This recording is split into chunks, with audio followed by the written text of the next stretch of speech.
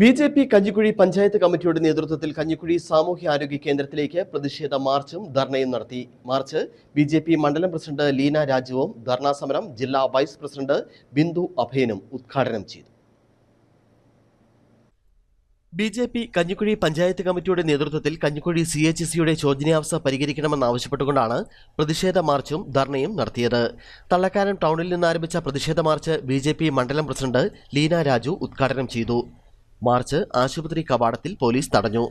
തുടർന്ന് നടന്ന ധർണാ സമരത്തിൽ ബി.ജെ.പി. കഞ്ഞിക്കുഴി പഞ്ചായത്ത് പ്രസിഡന്റ് സുരേഷ് തെക്കേക്കുറ്റ് അധ്യക്ഷത വഹിച്ചു. ബി.ജെ.പി. ജില്ലാ വൈസ് പ്രസിഡന്റ് ബിന്ദു അഭയൻ യോഗം ഉദ്ഘാടനം ചെയ്തു.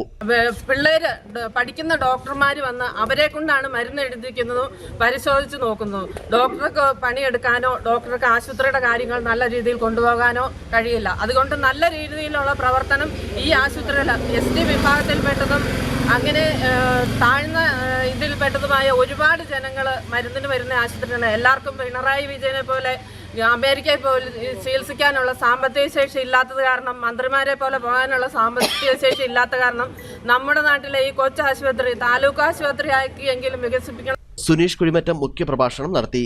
പ്രതിഷേധ മാർച്ചിനും ധർണാ സമരത്തിനും അഭിവാദ്യമർപ്പിച്ച് മണ്ഡലം general secretary OC Tomy, Baiju Anchankunnel, Vincent Arkkattu, Ananthu Mangattil, Sasi Thattankunnel എന്നിവർ സംസാരിച്ചു. നിരവധി ബി.ജെ.പി. പ്രവർത്തകർ പരിപാടിയുടെ ഭാഗമായി. News bureau, Idukki.